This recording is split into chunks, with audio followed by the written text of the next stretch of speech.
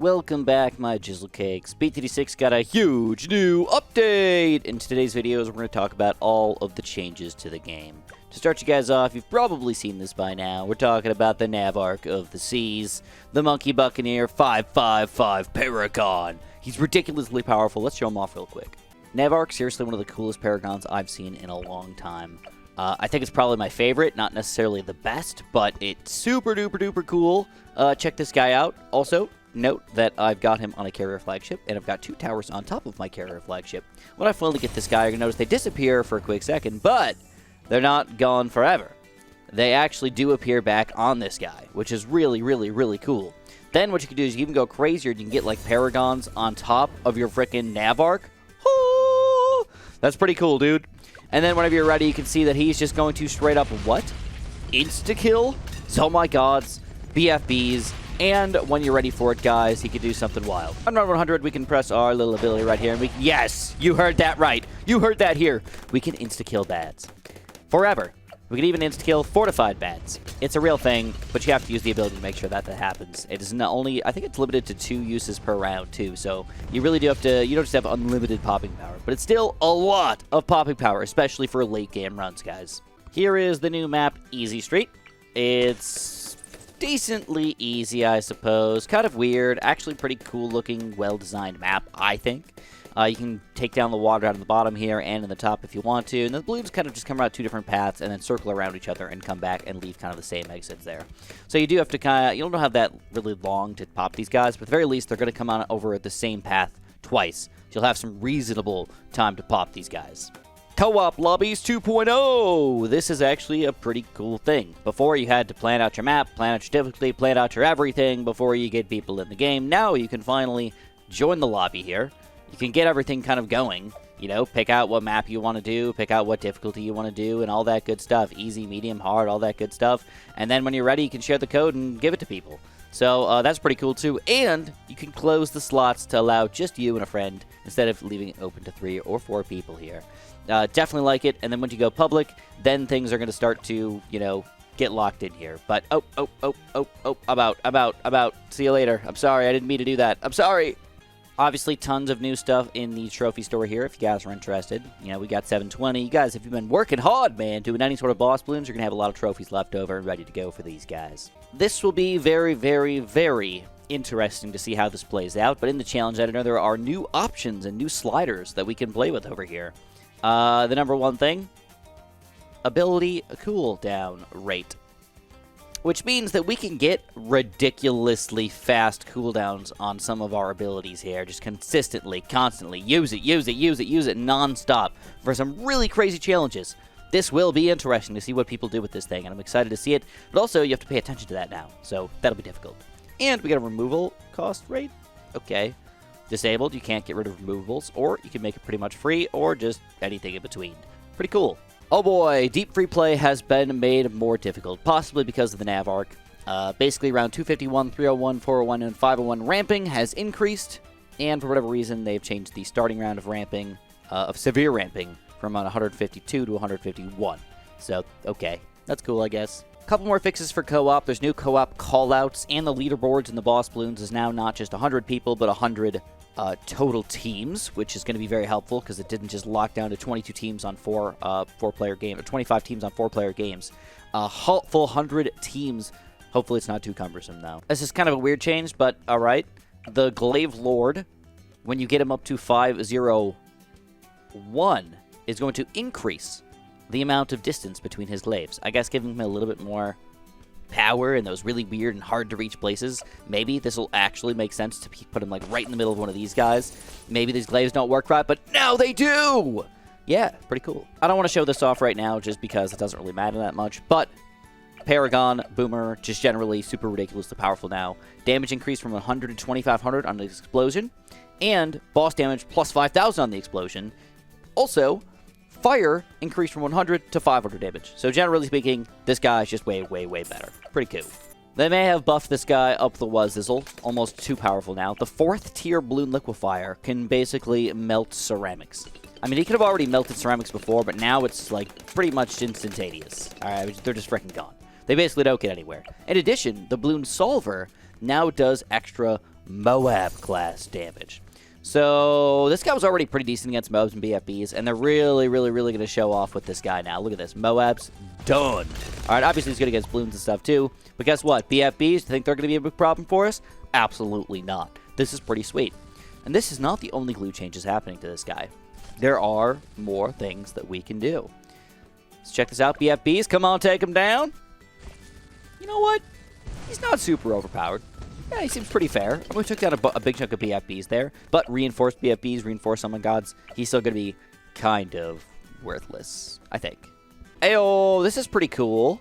So, if you glue these leads here, normally you still can't pop them. But if you use your ability, now lead balloons can take sharp damage. Yeah, that's pretty cool, dude. So now they're officially able to be popped by leads and things like that, which means leads are no longer a problem for this weirdo glue strike glue gunner, I guess. Guess that's kind of cool. In addition, the bonus damage while glued is from 1 to 2. So you're going to notice these leads did not pop into blacks or whites. Instead, they popped into yellows? Yellows? That's a pretty big chunk of damage there, guys. This is a really helpful upgrade. And when you get up to Glue Storm, it's going to be the same thing. 1 damage to 2 damage, but it's pretty much super duper fast and always glue and grab. If you play boss balloons at all, this is something you're going to have to remember. The Mad has been nerfed. I'm not going to say he's been nerfed into the ground or anything like that, but the damage to mobs reduced from 750 to 550. If we send out round 98 here, I mean, I think we could probably tell the difference just by looking at them.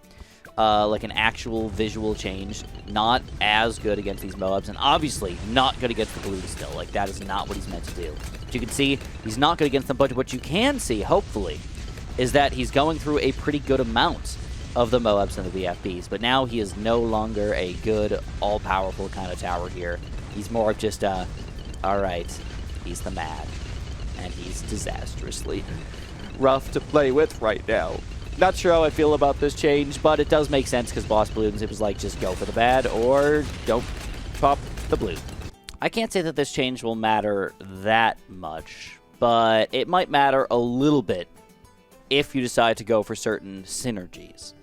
The bottom path Dartling Gun Powerful Darts upgrade still cannot pop leads, sadly. Alright, I really wish that that was a change, because when you get the 3rd and 4th and 5th tier, leads would be just so much easier. You wouldn't have to go for weird synergies of lead popping power stuff, and DDTs wouldn't be a major issue for us. But what they did allow us to do is they allowed this bottom path, even at the Powerful Darts upgrade, to pop frozen balloons. So if we get some sort of ice tower to freeze the balloons over here, and we set out some freaking rainbows or something like that, even as the Powerful Darts guy over here, I probably should have set out rainbows. Well, anyways, we can pop frozen balloons. That's pretty cool. And that means we can use the buckshot in combination with ice towers to be pretty effective. And we can use the blue air denial system and the balloon exclusion zone in combination with ice towers to be a pretty effective combo. See if you can find something useful for that, guys. That seems like an interesting change. Wizard got a pretty major overhaul here. Generally speaking, Wall of Fire got a pretty gigantic nerf. But they fixed it once you get back up to Dragon's Breath, because they want you to use Dragon's Breath. So you're going to notice that the Wall of Fire is not going to last forever. It's, well, it still does, I guess. Wall of Fire. All right. I don't know why they said they nerfed it. They said the fire rate was decreased from 0.1 to 0.15. I don't see a big difference here, if at all. I just see a consistent constant Wall of Fire here. I don't know if this was, I think they did it wrong. I'm just going to throw it out there. They may have accidentally given this guy a buff without knowing it. There's ridiculous... Yeah, oh my god. What the heck? Holy crap! Well, Wall of Fire is going to be meta for a long time here, guys. I mean, this is kind of ridiculous. I think they accidentally buffed him instead of nerfing him, which is kind of weird. Nonetheless, they made Dragon's Breath supposedly more powerful as well. So we'll see if this actually makes sense here. Look at that fire, man. Ooh, hot diggity dog. Hot diggity dog! Crap tons of zebras here, and we're taking them down. Generally speaking, though, it's supposed to shoot slower, but it doesn't, I think. Look at that. I can see 2 Wall of Fires on top of each other. And then the fire rate is supposed to get back to normal once you get up to Dragon's Breath. But here's the weird part. The pierce bonus to Wall of Fire is reduced from 5 to 4, so it should do less damage. And then the fireballs attack delay reduced from 3 to 2.2, so Fireball itself, the first tier upgrade, is supposed to be good. But then they say Dragon's Breath Fireball damage increased from 3 to 9. 9 damage. That means we can, like, pretty much smoke ceramics with our Fireball here.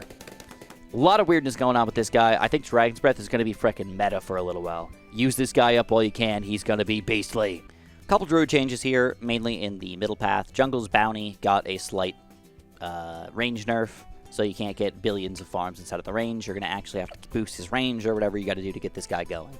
In addition, the Spirit of the Forest Thorn pile damage increased from 1 to 5. Woo! That sounds pretty beastly if you ask me. Let's send out like a crap ton of ceramics and see what this guy can do. 999 ceramics. And oh my god, this guy is pretty insane. In the early game, if you get a Spirit of the Forest, it's GG, dude. It's freaking GG. I mean, can we stop full-on Moeps? Oh my god! What are they doing to us? Now, here's the thing, guys. Spirit of the Forest is kind of a late-game tower. And I'm sending out round 1 Moeps and ceramics and everything, but they're still getting insta-killed. So I think the issue is once you get to around like 98 or something like that, he's going to be pretty weak. And that's where they might have been able to do more bonus damage to reinforced ceramics or something like that, but still, around 98 Moeps are getting taken down by this guy. This is ridiculous. This guy is a super big powerhouse right now. Spirit of the Forest, going to be good as well. A lot of buffs going on right now. There's like 10 changes going on with the Spike Factory, but I'm going to try to break it down for you guys, or actually sum it up for you guys in the most efficient way that I possibly can. Spike Storm now gets an ability to benefit by getting Smart Spikes. Before, Smart Spikes was completely worthless. It did not do anything. Now you're actually going to get that round speed increase on the Spike Storm with all this. So this is actually going to be a reasonable thing to go for. And then what's interesting as well is that the Spike Storm now allows spikes created from the ability to last past the end of the round you're using it on. So if you can actually time this out and get your Spike Storm to maybe last through 99 into 100 or something like that, you might be able to make this worthwhile. The spikes will actually last into the next round. I'm sadly on Sandbox, so it doesn't really work, but that's actually pretty cool. I kind of like this. Spike Storm, actually a good upgrade right now. And don't forget, that's going to move on into the Carpet of Spikes too, which is going to be extra helpful, making this guy a pretty good tower. All right, I'm just going to sum this up as lots more damage. Super Mines. Actually going to be good against boss balloons now. That's kind of the general idea here. You can actually use this guy against boss balloons. A lot of extra damage. And it'll actually be useful against a lot of other crap. But realistically, if you're spending $150,000 on a tower already, you didn't really need the help in the first place. So just lots of extra damage. That's what you guys need to know. He's actually really, really good. And hopefully also good against the boss balloons here as well. Alright guys, Engineers got some huge mungo changes. First of all, the base price is way cheaper now. We're talking about 30 to 40 bucks. And to be honest, like that's actually going to be helpful. We can probably use this guy even on things like chimps and things like that. Pop down 1 or maybe 2 of these guys really, really quickly. You might be able to do a start with these guys instead of just being kind of useless most of the time. In addition, we've got some really cool changes here. For whatever reason, Sprockets is more expensive. I don't feel like that was that good in the first place, but you know what? It's just a little bit more expensive. Then, though, we get something interesting happening. We've got the Cleansing Foam. Now, when you get Cleansing Foam up, automatically it's going to be stuck on close. But what you can do is you can obviously target whatever you want to do, but when you're ready, you can press this button. And then you can target wherever you want to with your Cleansing Foam. If you say, I want it in the very, very front to stop the camos, well, heck yeah, I want it in the very, very front to stop the camo balloons. Yes, I do. I want to decamelize them with my Cleansing Foam and then suck them up with my delicious balloon trap here. Holy crap, I just kind of want this trap gone right now. There we go. But you can actually aim the Cleansing Foam, and if you want to, during the middle of a game, you can just say, oh my god, throw it down. You can even throw it down, weirdly enough, not on anything, which is kind of weird, but I guess if that's what you want to do. Use some tornado action to throw them through that thing. Okay, be my guest, dude. Be my guest. Same thing with a bottom path blue trap. If you get the larger surface area, you also get that targeting. So you can click this guy whenever you're ready, and you can throw the blue trap down wherever you want. Again, very, very, very, very helpful. I love this idea. Actually putting blue traps down in the specific spot, and or if poop hits the fan, throwing down a blue trap with super amazing micro in the very back to suck up that last ceramic, that could actually help us out a lot.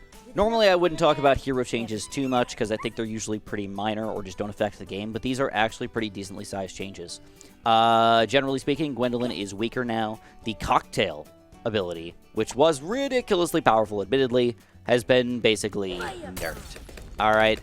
I don't want to call it terrible, but you can tell that it's not like an insta-killer where it's just going to walk through and kill rainbows and ceramics and everything that ever walks through it, but it will get buffed kind of over, or get stronger as time goes on. She will get more powerful with the cocktail.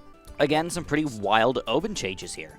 So we know that Oben buffs druids. Just generally speaking, he buffs the crap out of them. But now they're going to get buffed even freaking more, baby. Druid of the Jungle now have 20% increased range, so this can somehow end up being more powerful if you get your farms up and all that. So, we'll see if that actually works out. I mean, I didn't see the big change here, but do I need him to be a certain level or something like that? Oh, yeah, we got to be a certain level to get that change. Okay, that makes sense. There it is. Level 5, increased attack speed. Druids of the Jungle have increased range. All right. That's a pretty significant change there. If you do end up combining this guy with other upgrades or villages and things like that, he can actually still have that pretty gigantic range that you all want to have to get that extra juicy money flowing into your pocket. That's not it, guys. We're talking about Druid of the Storm. Druid of the Storms now have projectile radius increased by 20%, so we're not going to miss as much. If that helps us out at all, I'm not sure, but seemingly it should, I think, I hope. It's pretty cool. I like it. And all Druid of the Storm now have +1 Moab damage if you have an Oben. Again, if you have an Oben. And you get them up to probably some sort of level that I don't really know what it is, but probably got to be there. And then we also have something really cool for Oben here. So if you can notice, these wall of trees are kind of random. Holy crap, dude. Woo! That was pretty sweet. That was really powerful. This is going to be interesting. I was like, oh, Moabs going right through. Dude, we just not only popped those Moabs, we got rid of all those ceramics on top of it as well. Ridiculous. So, Oben's trees have always been one of those weird things, all right? Like, where do you put the trees? How do you put the trees? When is he going to put the trees? It was too random. Really, really weird. Now, we could say, you know what, bro? We want to put the trees right frickin' here. And when we press the trees button, the trees are going to pop up right there. Very similar to the Engineer, but very, very helpful in this game. So Sai's Psionic Scream was kind of okay, but it was kind of like random. You know, like what is it going to actually do here? Now with this Psionic Scream, we're going to go whoop, and there's a minimum blowback of at least 50. So at least we're going to throw them back just a little bit there, but I don't know if that's really all that helpful. I mean, I guess it's a little bit of a bonus, but, you know, is what it is. Ninja Kiwi has also decided to nerf Gorgon Storm, a monkey knowledge point. The Hydra Rocket Storm stuns damage balloons for a short time. They reduced it from 0.5 to 0.1.